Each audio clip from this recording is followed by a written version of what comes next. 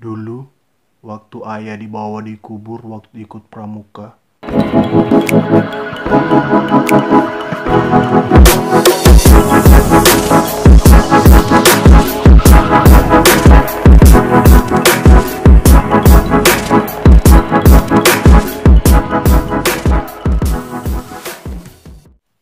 Salam pramuka.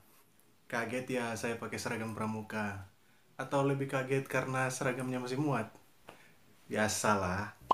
Tapi yang lebih mengagetkan tentunya kabar dari dia yang tiba-tiba menghilang. Pas lagi sayang-sayangnya ya. Dan selamat datang di sisi lain perjalanan. Masih terus dan selalu bersama saya. Kata orang masa SMA SMK sederajat adalah masa paling indah. Kata sebagian orang yang telah melewatinya, tapi tak bisa dirasakan oleh orang yang sedang menjalaninya. Padahal saat makan, makanan akan terasa enak saat kita memakannya ya, bukan setelahnya. Karena kalau setelahnya pasti bayar di kasir atau pergi ke WC. Gak usah saya jelaskan ya ke WC itu ngapain. Siswa dan siswi SMA disebut penegak. Kata orang-orang sih, lagi-lagi kata orang-orang. Aduh, dengerin aja kata-kata orang terus. Tapi, sebenarnya dalam pramuka, peserta didik dibagi menurut 4 golongan. Dan usia 16-20 tahun disebut penegak. Terus, gimana yang udah kelas 1 SMA atau kelas 10 SMA tapi belum berumur 16 tahun?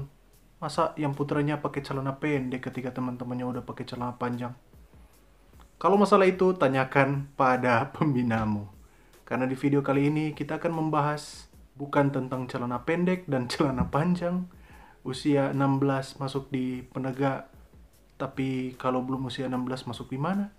Di video kali ini kita tidak akan membahas tentang itu, tapi kita akan membahas tentang 10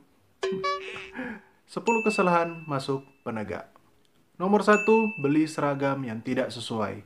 Tentu saja kalau latihan pramuka ya pakai seragam pramuka. Kalau pakai baju bebas rapi nanti dikiranya rapat orang tua murid lagi. Beredarnya seragam pramuka, bahasanya udah kayak pembawa berita, pakai kata-kata beredar. Dijualnya seragam pramuka dengan warna dan model yang tidak sesuai, dengan petunjuk penyelenggaraan seragam pramuka, warnanya yang di atas nggak coklat muda, yang celananya nggak coklat tua, tapi warnanya malah ke abu-abu. Oh no! Ada gesper juga untuk putri. Bahannya murah, sehingga kalau dipakai ya gatal-gatal pasti. Terus ada yang ngeluh, kepanasan kalau pakai seragam pramuka. Selain itu, kera dan lidah bahunya juga tidak sesuai ya. Tentu aja orang tua yang membeli seragam pramuka ini tidak tahu menahu tentang bahan, model, dan semua yang saya ucapkan tadi. Karena pengetahuan mereka tentang PP seragam pramuka atau petunjuk penyelenggaraan seragam pramuka ini tidak pernah diketahui ya. Ya dari dulu pun ikut pramuka ya hanya ikut-ikut aja. Paling di antara kalian pernah dengar tuh oma, opa, atau ayah kalian atau ibu kalian pernah bilang gini. Dulu waktu ayah dibawa dikubur waktu ikut pramuka. Dulu waktu ibu hiking lewatin gunung ini, turunin ini. Dan pasti ceritanya semua sama. Kalau nggak tentang hiking, pasti tentang kubur-kuburan. Kembali ke topik. Ketidaktahuan orang tua tentang seragam pramuka membuat orang tua ya beli-beli saja. Dan anak nurut-nurut saja kalau masalah seragam. Tapi kalau masalah hati, walaupun orang tua udah bilang kayak gini, nak kalau masih sekolah jangan pacaran dulu ya. Iya mah, pacarannya kan nanti pulang sekolah. Waduh. Nomor 2, membeli dan memasang lambang yang salah. Seragam pramuka memang identik dengan lambangnya yang banyak. Baru aja masuk sekolah, lambangnya udah ini dan itu bagi siswa baru ya. Nggak simple kayak seragam sekolah yang lain ya. Tanda pelantikan putra yang digunakan di saku kiri, malah digunakan oleh putri. Terus lambang WOSEM, ini nih kalau yang putra. Di atas papan nama, di atas saku, di atas saku sebelah kanan, seperti inilah WOSEM untuk putra, yang kotak. Dan penempatannya di atas papan nama, bukan di kera baju dan bentuknya bulat. Itu untuk putri. Penggunaan lambang yang baik dan benar adalah putri di kera bajunya untuk wasem dan tanda pelantikan yang coklat. Bentuknya bulat itu ada di sebelah kiri dari kera baju ya. Ingat, jangan sampai salah. Nanti diketawain. Kemudian masih masalah lambang. Di lengan sebelah kanan ada pita wilayah. Kemudian di sini harusnya ada nomor gugus depan. Kalau untuk siswa-siswi ada nomor gugus depan di sini. Kemudian di bawahnya ada badge kota atau badge provinsi. Dulu ketika saya masih SMP, masih seleksi kegiatan nasional, waktu itu saya masih menggunakan badge kota, dan ketika membawa nama cabang atau membawa nama daerah, maka digunakanlah badge provinsi. Jadi badge kota dan badge provinsi menyesuaikan sesuai dengan kegiatan yang adik-adik atau peserta didik ikuti ya. Jadi kalau membawa nama daerah mungkin bisa pakai badge ini, membawa nama daerah atau membawa nama kota. Tapi kalau di kota saja atau di kuartir cabang, kegiatan kuartir cabang, tentunya semua tetap kembali menggunakan badge kota. Karena jika badge kota tidak digunakan lagi oleh penegak dan pandega, yang hanya digunakan oleh siaga dan penggalang saja, buat apa dibuat? Sekalian aja semuanya badge provinsi. Selanjutnya di bawah sini, di bawah pita wilayah, biasanya ada nomor gugus depan. Setiap sekolah atau pangkalan atau lembaga yang membentuk gugus depan biasanya punya 2 nomor gugus depan. Jadi biasanya di sini ditaruh nomor gugus depan, dan setiap gugus depan mendapatkan 2 nomor. Yang ganjil adalah nomor untuk putra dan yang genap adalah nomor untuk putri. Jadi biasanya di depan ditaruh nomor kuartir ranting, contohnya 01.181 untuk putra dan 01.182 untuk putri. Ingat, jangan salah pakai ya putra. Nomor 3. Membeli perlengkapan tidak berkualitas dengan harga berkualitas. Perlengkapan seragam pramuka dari atas kepala sampai di bawah kaki sangat banyak dijual. Mau beli di pedagang asongan? Ada. Mau beli di online? Ada. Mau dibeli di... Nggak ada sih di mana ya? Di kedua tempat itu bisa dibeli perlengkapan pramuka. Dan mengacu pada nomor yang pertama tentang ketidaktahuan orang tua membeli seragam pramuka, perlengkapannya juga pun sama. Orang tua seringkali membeli, contohnya perlengkapan seperti kacu yang paling mencolok. Bahannya tidak satin. Kemudian kacu yang digunakan pendek. Tapi harganya sama dengan satin. Jadi satin yang seperti ini bahannya, dan panjangnya sesuai dengan peserta didik. Tak hanya kacu, baret juga atau topi untuk putra juga sering kali salah beli. Ada tuh yang sering disebut bulu-bulu domba, yang harganya mirip dengan baret yang halus, tapi membeli baret bulu domba dengan harga baret yang bagus. Padahal jika membeli di tempat yang seharusnya harganya pasti sama, tapi kualitasnya akan berbeda. Digunakan oleh anak pun akan terlihat bagus ya. Tidak terlihat, nilai sendirilah. Nomor 4. Tidak pernah ikut pramuka sebelumnya. Tidak punya kemampuan di dunia siaga, penggalang, dan kemudian tiba-tiba masuk di penegak, akan menjadikan masa-masa penegak ini menjadi masa yang membosankan. Kenapa begitu? Peserta didik harus belajar materi dasar atau materi yang itu-itu aja. Mor, sandi, semafor, PBB. Mengulang materi-materi dari sebelumnya. Dan akhirnya masa 3 bulan untuk beradaptasi di Ambalan menjadi sangat membosankan. Nomor 5. Malas ikut latihan. Menyambung nomor 4 tadi, dan akhirnya mengakibatkan malas latihan. Tentu aja di pertemuan pertama. Kenapa saya menyebutkan pertemuan, bukan latihan perdana atau pertama? Karena seperti kata mereka, ada pertemuan, ada perpisahan. Jadi awal dari latihan atau latihan perdana sering saya sebut sebagai pertemuan. Di pertemuan pertama atau latihan pertama, biasanya sangat banyak peserta didik yang datang, tentu aja kayak gitu. Tapi di latihan kedua, ketiga, keempat, kelima, dan seterusnya, mereka mulai menghilang. Alasannya lah, mau ke sini lah, mau ke situ lah, banyak tugas lah, banyak inilah, banyak itulah. Sangat banyak alasan yang mereka buat untuk tidak ikut latihan. Padahal, 3 bulan masa latihan itu adalah masa untuk mereka mengejar materi saat mereka penggalang. Dan selain daripada itu kan nggak mungkin kita akan masuk ke materi PBB Tongkat sementara peserta didiknya tidak tahu PBB juga sama sekali. Otomatis pembinanya harus mengulang materi dari awal agar peserta didik tahu dasarnya, kemudian pindah ke materi selanjutnya. Karena membingungkan juga bagi peserta didik, apalagi contohnya materi PBB Tongkat. Selanjutnya nomor 6, pengen ikut berkemah saja. Buat adik-adik yang kayak gini, lihat nih. Nanti ditenggelamkan kalian yang seperti ini ya.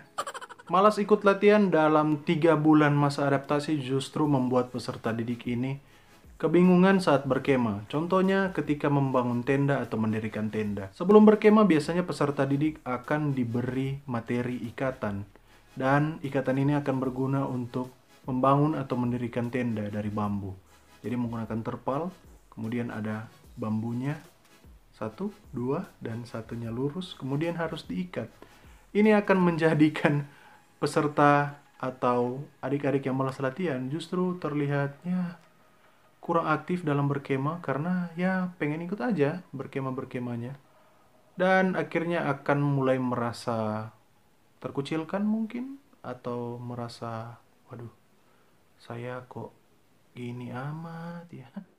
Dan nomor 7, mengeluarkan uang yang banyak untuk membeli perlengkapan sekaligus. Terburu-buru membeli perlengkapan pramuka yang sudah saya sebutkan tadi, menjadikan peserta didik dan orang tua ini kewalahan dan bahkan mengeluh ketika mengeluarkan uang yang cukup banyak ini. Disebabkan karena pengeluaran orang tua saat masuk sekolah sangat banyak ya. Belum lagi buku, tas, sepatu, dan lain-lain.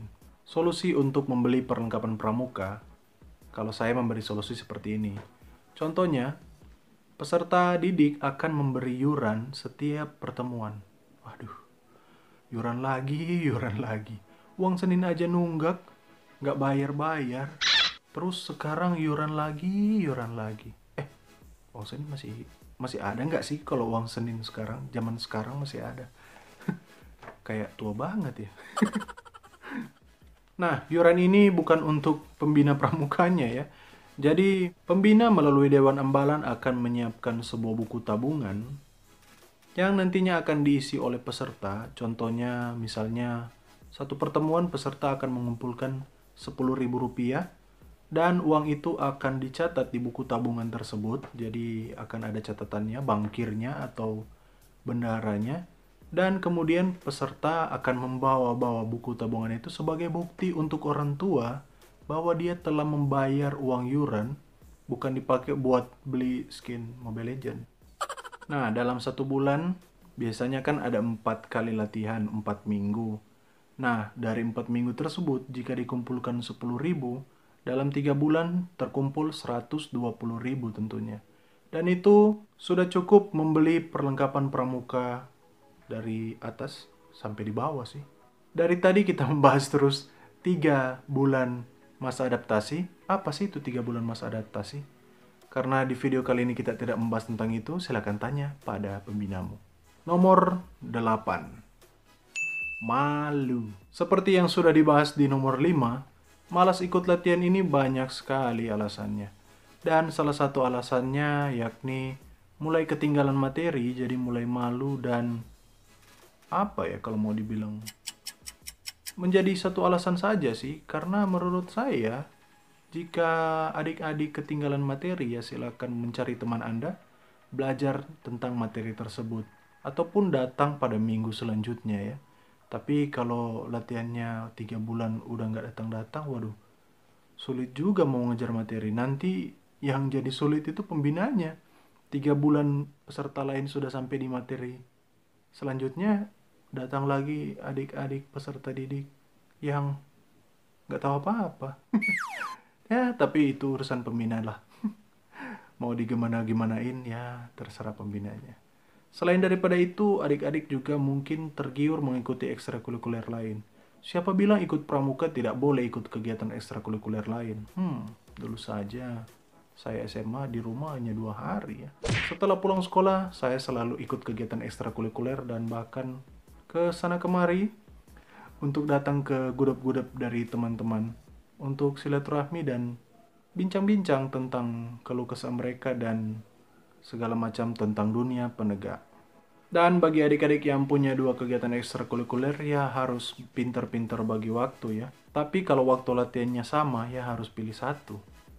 Tidak mungkin pilih 2. 1 atau 2. Pilih aku atau dia. Nomor 9. Malas pakai seragam pramuka. Tentu saja ini menjadi alasan dari sekian banyak siswa kenapa tidak pakai seragam pramuka yang sudah saya sebutkan tadi, karena gatal dan kemudian panas ya. Karena mengingat seragam pramuka ini merupakan juga bahan yang cukup tebal, beda dengan seragam yang lain. Selain itu tidak menyerap keringat, makanya gunakanlah pakaian dalam ya. Ini menjadi alasan siswa tidak menggunakan seragam pramuka, dan yang seperti saya bilang tadi, tidak mungkin bahan yang murah memperoleh kualitas yang sama dengan barang yang mahal. Maunya yang murah, tapi kualitasnya bagus. Emang ini iklan? Nggak ada yang lebih bagus dari hit. Yang lebih mahal, banyak kan? Lanjut ke nomor 10 dan nomor yang terakhir, keliru pakai... salah, ini cincin. Kacu. Keputusan Kuartir Nasional nomor 174 tahun 2012 mengatur tentang seragam pramuka, di mana ada contoh dari kacu, cara melipat kacu seperti apa, dan lipatannya hanya satu, namanya lipatan daun kelapa. Jadi dilipat seperti ini ya. Yang menggunakan lipatan yang lain, mungkin mereka tidak mengerti apa konsep dari seragam. Sama ragam, seragam. Kemudian panjangnya, yang saya sudah sebutkan tadi, itu yang salah. Panjangnya harus sesuai dengan tinggi badan peserta didik. Biasanya kacu yang sesuai itu sampai diikat pinggang peserta didik. Ujungnya ya, bukan... apa sih namanya?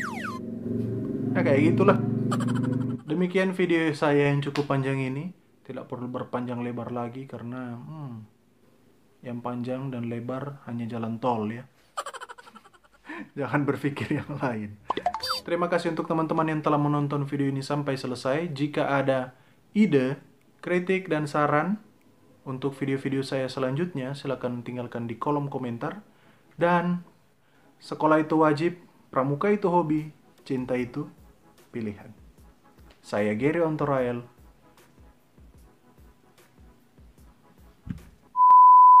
Bukan tentang celana pendek. Sedangkan untuk putri, ada di kera bajunya. Apaan sih?